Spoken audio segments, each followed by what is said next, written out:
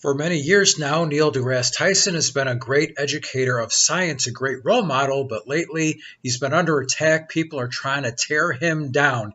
Here's the Young Turks' take on it. Well-known scientist Neil deGrasse Tyson is facing sexual misconduct allegations from 3 women now. This is coming from last Friday. I want to give you a rundown of the different allegations. In his apartment, assistant Ashley Watson said he told her that as human beings, we all need release, and asked if there were any releases that she needed. Shortly after, she said she went to leave, and he asked to show her what he called a Native American handshake, which involved clasping their hands together and finding the pulse on the other person's wrist while looking into each other's eyes.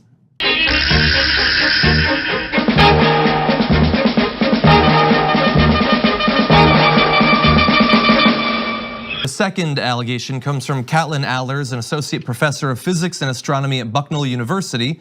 She was at a party with Neil deGrasse Tyson. Now, she has a tattoo of the solar system stretching from an arm to her collarbone. She said Dr. Tyson was, quote, obsessed with whether the tattoo included Pluto. She says he looked for Pluto and followed the tattoo into my dress, she told the website, describing it as uncomfortable and creepy.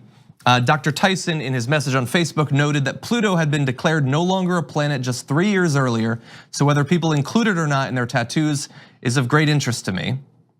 And then, as we alluded to, there was if you're going back the farthest, back in 1984, Tachia Ahmet, a graduate student that he says on Facebook that he had dated briefly. He says that they did have sex. He doesn't remember an incident like this, but she alleges that she took a drink, and when she, it made her pass out, when she came to, he was having sex with her. That's what she says. Okay, so first on Pluto. So do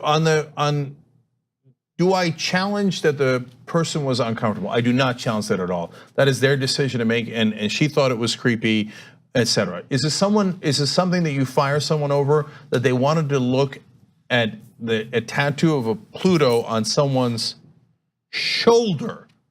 It makes it seem like, oh my God, under their dress, etc. No. It's stretched to her collarbone, and she says, yes, it's on my shoulder. Okay, your call to make too. You could say, hey, you know what? No, 0 tolerance, and I judge everyone 100%, no matter what the severity is. You want to look at somebody's shoulder, you're gone, you're fired. You can make that call. Well, Notice how Cenk Uygur is walking on eggshells. He's being very careful not to offend anyone. He's basically saying, well, I don't believe somebody should be fired for looking at a woman's shoulder, but if you do, it's okay not to be offensive. I mean, basically, he's pandering to crazy people. He just can't come right out and say, if you believe a man should get fired for looking at a woman's shoulder, then that's an extremist position to take. That's not a rational position to take. There's something wrong with your thinking. He just can't come right out and say that. He's got to pander. He's got to be very careful. It's kind of strange to watch. So number 2. Look, guys, it's the reason I break this down, even though almost everyone will criticize me. The right wing will, and probably the left wing will. How dare you? You can't do relativity. Yes, you can. Attempted rape is way worse than seeing someone's shoulder. We are now living in a society where it has to be explained that drugging and raping someone is different than seeing their shoulder. Seriously. One of these things is not like the others. One of these things doesn't belong. Can you tell which thing is not like the others? Before I finish my song.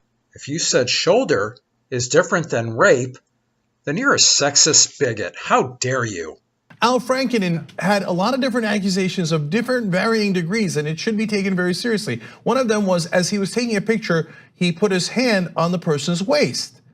I don't know where else you put the hand. Well, you could put it to your side, you could clasp it in front, you can clasp it in back, you can put it around somebody's shoulders. So there's a lot of places you could put your hand besides a waist, but a waist is not the worst place that you could put your hand. Where's your other hand? Between 2 pillows. Those aren't pillows. That's not a thing.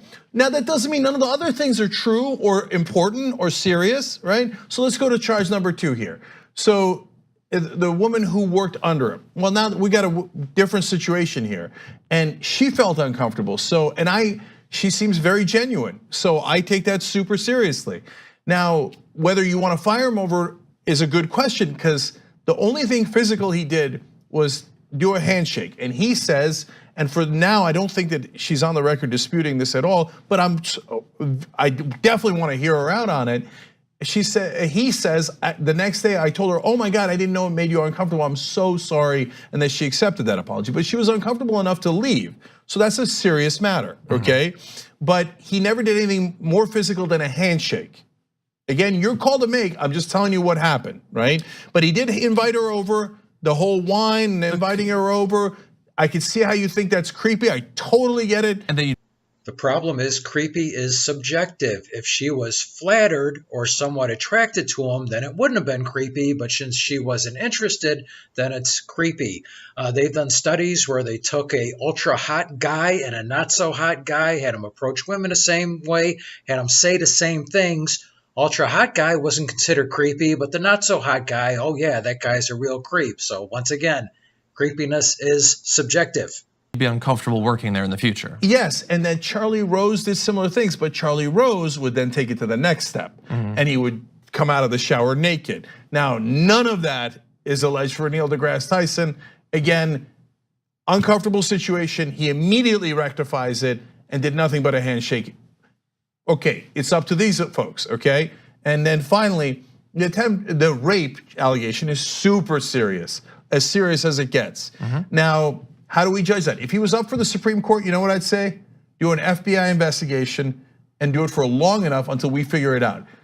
There's only so much the FBI can do. We're talking about a he said, she said allegation from 1984, over 30 years ago.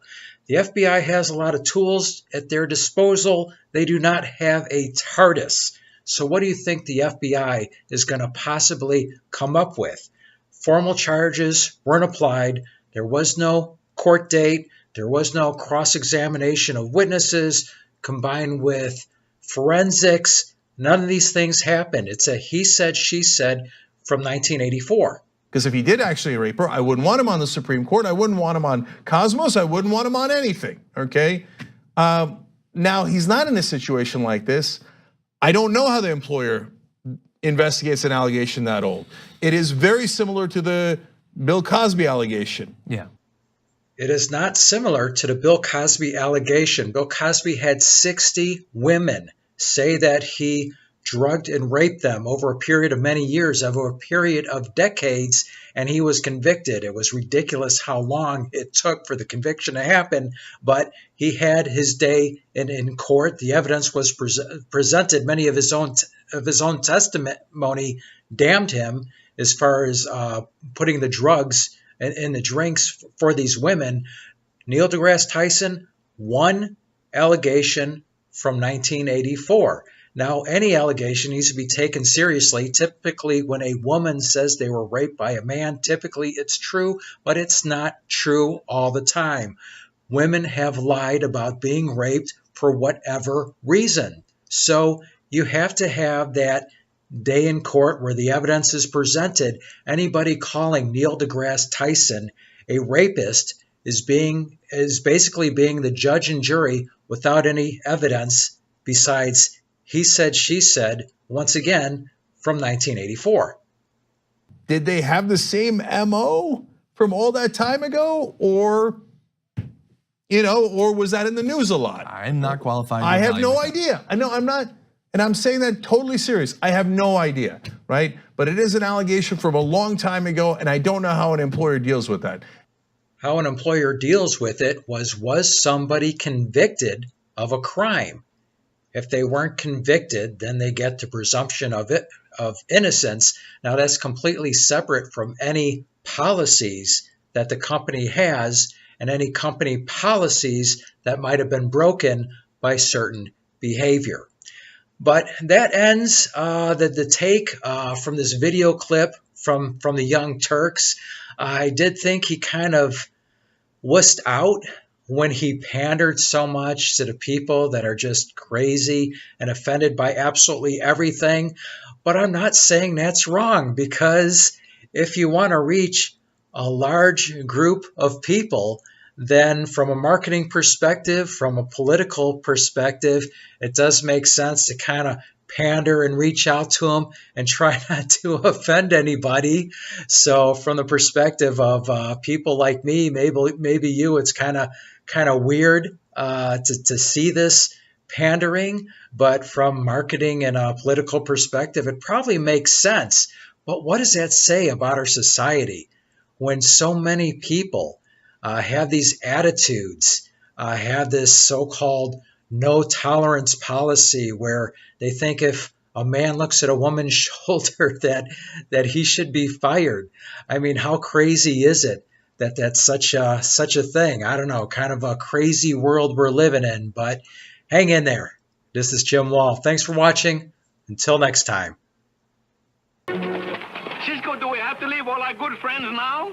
Only until next time, Pancho. Adios, amigos.